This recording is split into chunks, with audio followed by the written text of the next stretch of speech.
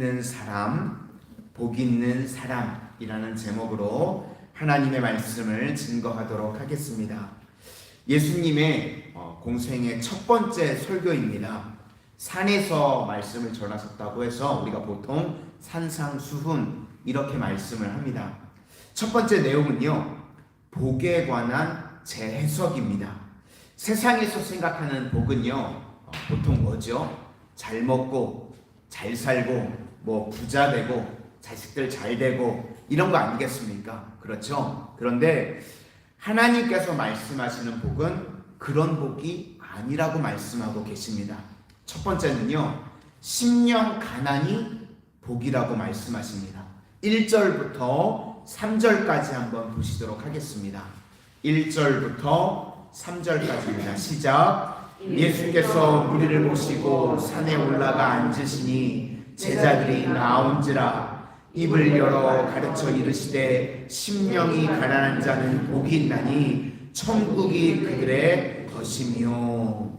그러니까 복이요, 우리가 보통 말하는 성공, 승리, 잘 되는 거 이런 게 아니라는 겁니다.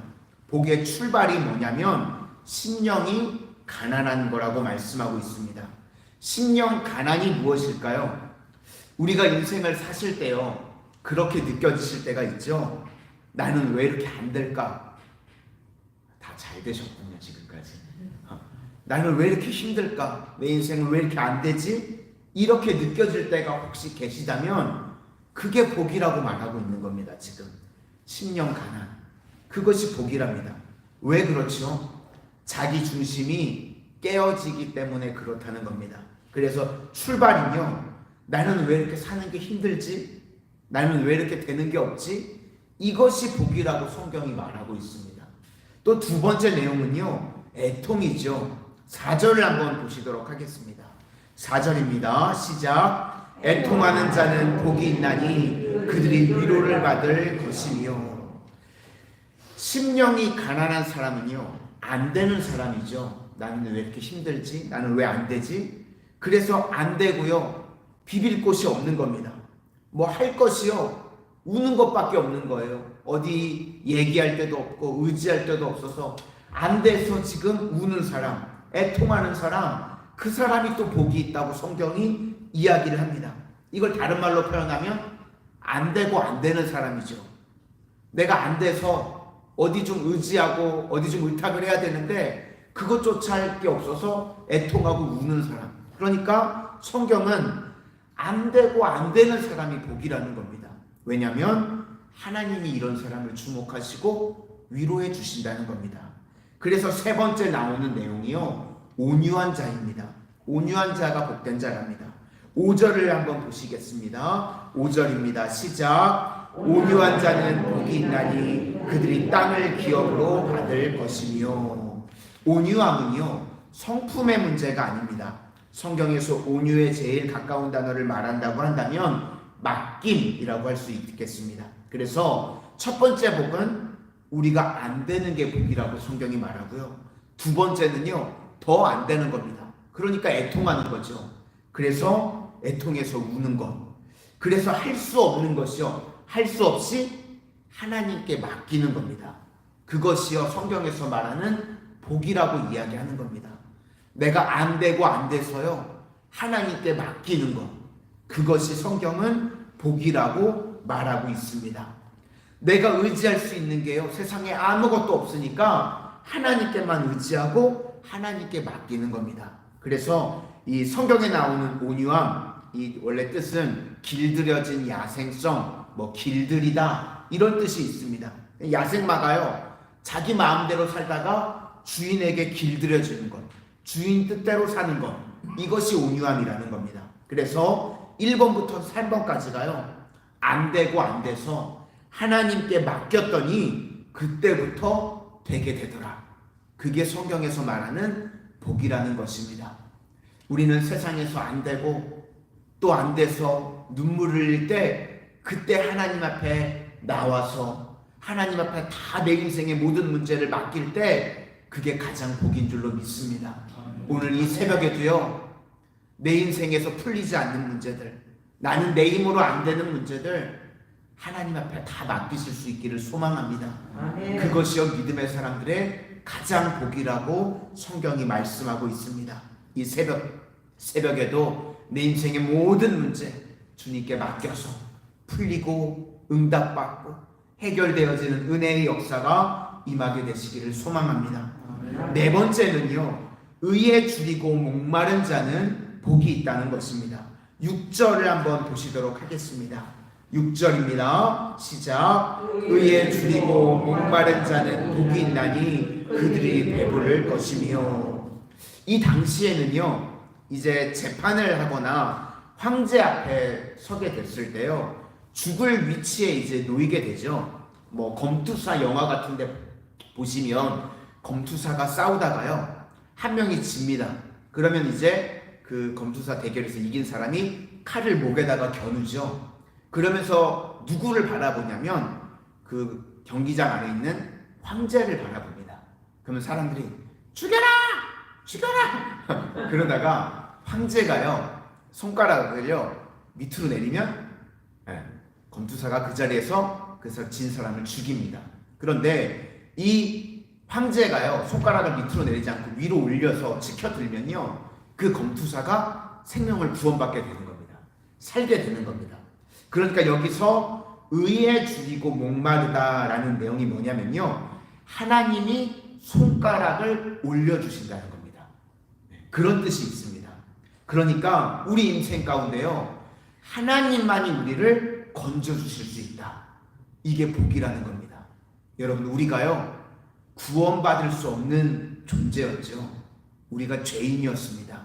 그런데요, 예수님의 십자가 보혈로요 손가락을 올려주신 거예요. 그죠? 우리를 구원해 주신 겁니다. 우리가 이 땅에서요 여러 가지 문제들로 인해서 힘들고 지쳐 있을 때마다요, 지금까지 인생 살아오시면서 어떻게 여기까지 오실 수 있었죠?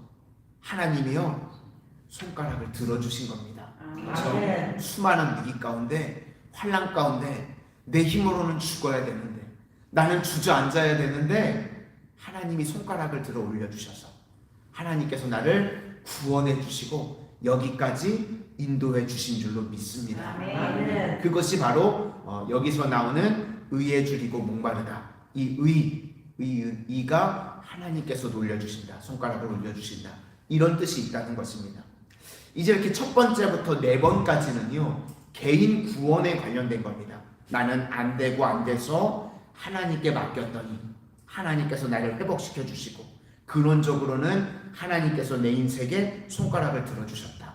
이것이 복이다 라고 말하고 있습니다.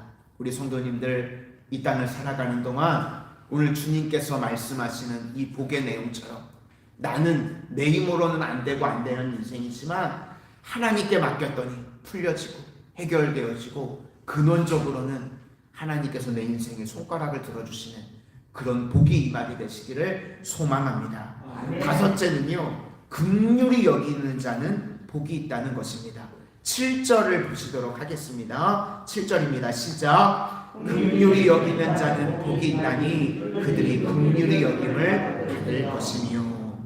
우리가 다 같은 죄인입니다. 그래서 작은 징계를 통해서 큰 징계를 막는 것, 그것이 복이라는 것입니다. 그래서 이렇게 용서함을 받은 사람은요, 큰 죄인에게 함부로 말할 수 없다는 겁니다. 그렇죠? 어떤 아이가요 슈퍼에서 물건을 훔치다가요 같은 교회 권사님한테 걸렸다고 예를 들어서 생각해 보시기 바랍니다. 그럼 그게 막 혼나고 야단을 맞고 그게 징계잖아요. 작은 징계죠. 근데 내버려뒀으면, 교회 권사님한테 잡히지 않았으면 대도가 될 놈이죠. 더 나빠질 수 있는 거죠. 그런데 작은 징계를 통해서 큰 징계를 피하게 된 거죠. 그렇죠? 우리도 먼저 주님께서 우리를 구원해 주신 겁니다. 그렇죠? 큰 죄악 가운데 갈 수 있었는데 주님께서 막아주시고 먼저 자녀 삼아주시고 기도자로 세워주셨죠. 그래서 세상 가운데 큰 죄인들, 큰 징계를 받고 있는 사람들, 그 사람 용서하라는 겁니다. 우리도 그렇게 큰 징계를 받고 큰 죄인이 될 수 있었는데 먼저 구원해 주셨다는 겁니다. 그렇죠? 그래서 우리는요, 누구를 정죄하거나 그렇게 살아가면 안 된다는 겁니다.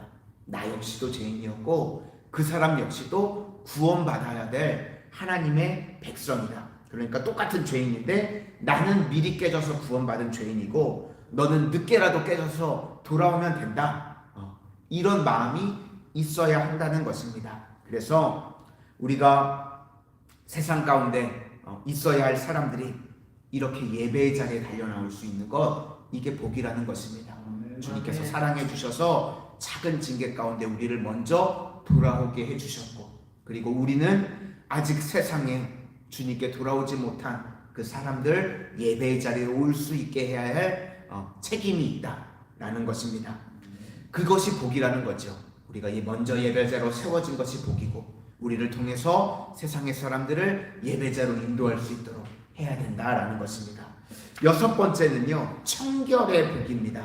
8절을 한번 보시도록 하겠습니다. 8절입니다. 시작. 마음이 청결한 자는 복이 있나니 그들이 하나님을 볼 것이며.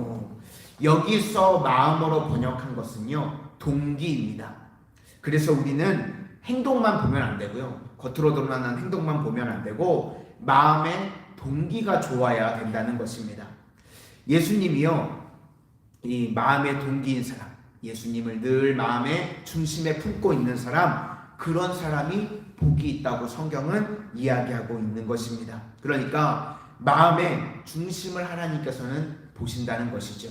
사람은 겉의 외형을 보지만요, 하나님은 우리의 마음의 중심을 보고 계십니다.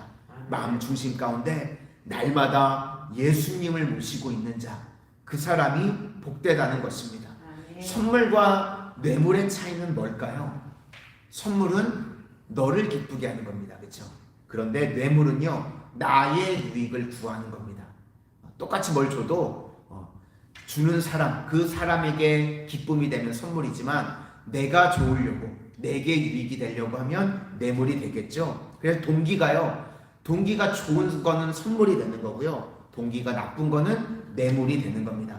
예배도 마찬가지죠. 예배는요, 우리가 하나님을 찬양하고 하나님을 높여드리는 것입니다. 이것이 동기가 좋은 겁니다. 그래서 그렇게 예배를 드리면, 그렇게 마음의 동기가 좋으면 하나님께서 나머지는 다 책임져 주시고 부어주시는 줄로 믿습니다. 그러므로 우리는요, 날마다 나는 죽고 내 마음에 예수로 살아가실 수 있기를 바랍니다. 먼저 그의 나라와 의를 구하면 그 외에 필요한 모든 것들은 하나님께서 채워 주실 줄로 믿습니다. 일곱 번째는요, 화평하게 하는 자는 복이 있답니다. 9절을 보시겠습니다. 9절입니다. 시작. 화평하게 하는 자는 복이 있나니 그들이 하나님의 아들이라 일컬음을 받을 것이며. 여기서 화평이라고 하는 것은 값을 치르는 것입니다. 만약에 어떤 가정이요, 평안하십니다. 그러면요, 분명히요, 값을 치르는 사람이 있기 때문에 그렇습니다.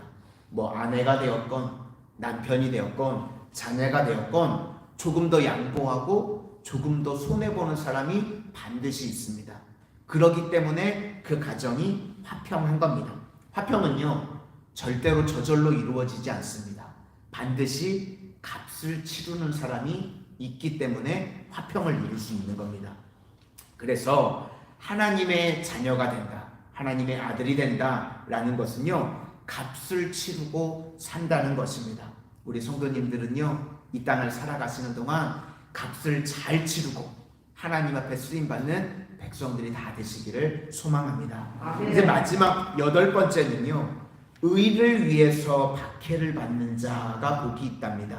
10절부터 우리 마지막으로 12절까지 한번 보시겠습니다.